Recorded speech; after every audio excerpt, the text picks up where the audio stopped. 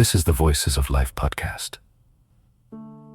Today's episode is part of our Did You Know series, a journey into the forgotten corners of American history, stories that shaped our nation, moments that still speak to us today. In this episode, we explore the Corwin Amendment of 1861, a constitutional proposal made on the eve of the Civil War, a moment when America stood at a crossroads. And now, your host, Pastor David, guiding us through history with clarity, conviction, and hope. Welcome to the Voices of Life podcast, a ministry of the Church for Life. I'm Pastor David. Did you know, just a few weeks before the Civil War began, the United States Congress approved a constitutional amendment designed to permanently protect slavery in states where it already existed, and even attempted to make that protection immune from future amendments. It was called the Corwin Amendment, and it remains one of the most extraordinary constitutional proposals in American history. Let's walk through the full story, the facts, the context, the politics, and the consequences. Nothing shaded, nothing omitted. This is exactly what went on at that time. And we don't do things that are politically correct because we want you to understand what the people were feeling at that time. The proposed amendment declared, "No amendment shall be made to the Constitution which shall authorize or give to Congress the power to abolish or interfere with any state, with the domestic institutions thereof, including that of persons held to labor or service by the laws of said state."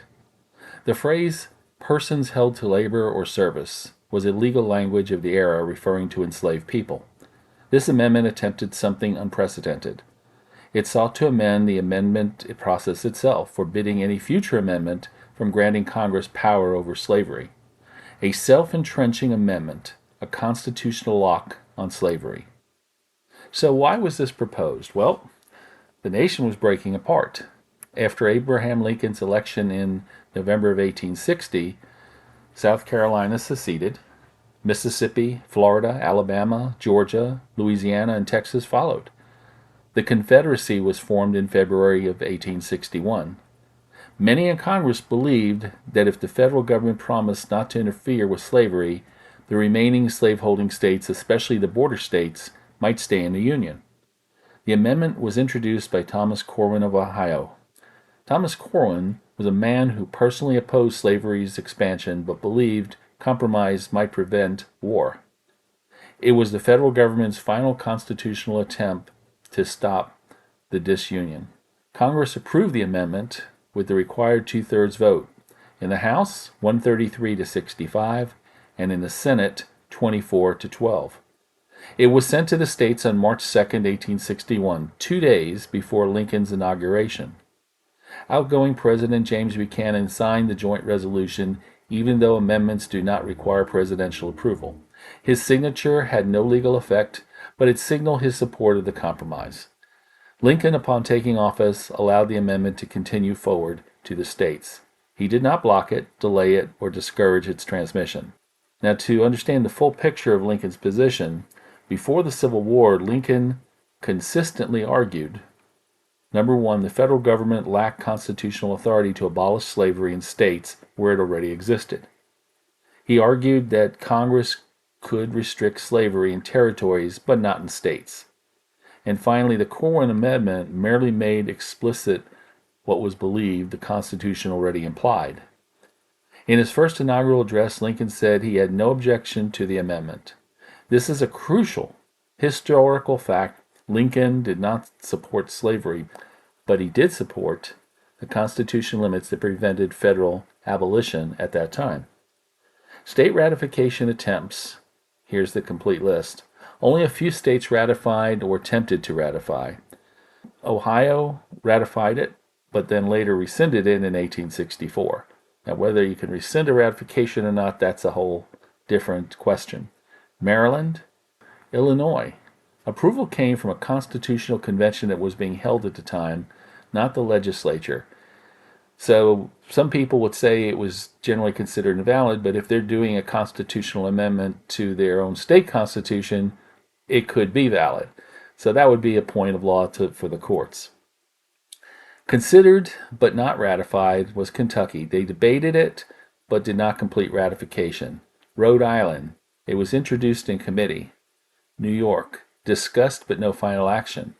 Missouri, considered during secession crisis. And Delaware, debated but did not ratify. These details show that interest in the amendment was broader than commonly reported. The issue was the war had basically already started, and that war between the Union and the Confederacy was on more people's minds than a constitutional amendment. The border states were the real target of this amendment. The amendment was aimed at slaveholding states that had not succeeded, and that was Kentucky, Missouri, Maryland, and Delaware. Congress hoped the amendment would keep the states loyal to the Union. In some cases, it helped. Maryland ratified it because they wanted to stay in the Union. Now, Republican Party support. Contrary to modern assumptions, many Republicans supported the amendment because, one, they believed slavery was already constitutionally protected. They wanted to prevent war. They saw the amendment as a clarification, not a moral endorsement. This is a major historical nuisance often omitted, and it's because it was the Democrats that passed all this. It was Democrats, for the most part, that held slaves. So the Republicans, for the most part, wanted to try to keep the peace, and that was their way of doing so. Now, the Confederate reaction, well, remember, they've already drafted their Constitution, they've already elected a president, all those things. So the Confederate states ignored the amendment entirely. It was like too little, too late. If they would have done this earlier, prior to all that happening, who knows what it could have done. But see, they already drafted their own constitution, which explicitly protected slavery. They required its expansion into new territories, and they forbade any law impairing slaveholder rights. By the time Corwin Amendment reached the states, the Confederacy had moved on. So why did this fail? Events overtook it almost immediately. 7 states had already seceded. The Confederacy was formed. Fort Sumter was attacked on April 1861. Public opinion shifted from compromise to preserving the Union. By 1864, Congress was considering a very different amendment, the one that would abolish slavery entirely. So, a tale of two amendments. Had the Corwin Amendment been ratified, it would have become the 13th Amendment. Instead, the amendment we know today as the 13th Amendment was adopted in 1865, abolishing slavery nationwide. The Corwin Amendment preceded it at 1861. The 13th Amendment went into effect in December of 1865. The Corwin Amendment protected slavery. The 13th Amendment abolished slavery. Either way, it was never ratified, and the 13th Amendment was ratified on December 6, 1865. The Corwin Amendment was supposed to prevent war, and the 13th Amendment resulted from the Civil War. The Corwin Amendment entrenched slavery, and the 13th Amendment destroyed it. So is it still pending? Well, technically yes, because Congress set no ratification deadline. The Corwin Amendment remains legally pending.